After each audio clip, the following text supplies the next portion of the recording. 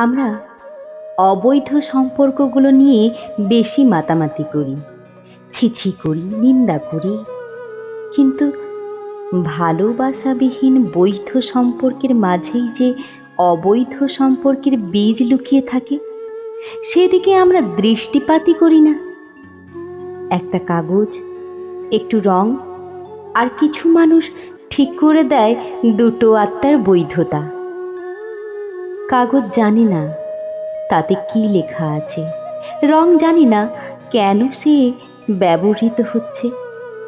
আর যে মানুষগুলো বৈধতার সাক্ষী, সেই মানুষগুলোর মধ্যে বেশিরভাগ মানুষ নিজেই ভালোবাসাবিহীন বৈধতার সম্পর্কে জড়িয়ে ক্ষতবিক্ষত। কি অদ্ভুত না?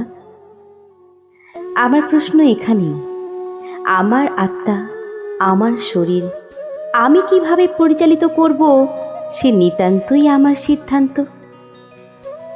কাউকে না ঠকিয়ে, কাউকে প্রতারিত না করে, মিথ্যেকে হাতিয়ার না করে যদি কোনো কাজ সত্যের উপরে দাঁড়িয়ে সম্মতিক্রমে করা হয়, সে কাজ কি কোনোভাবে অবৈধ হতে পারে?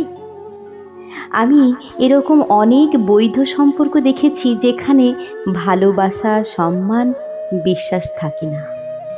আবার এরকম অনেক সম্পর্ক দেখেছি যেখানে স্ট্যাম্প পেপার নেই, রং নেই, নেই কোনো সাক্ষী।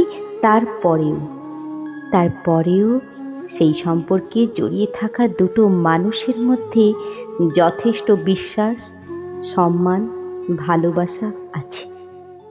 আমার মনে হয় ভালোবাসাবিহীন চক্ষু লজ্জার কারণে জড়িয়ে থাকা বৈধ সম্পর্কগুলোই আসলে অবৈধ।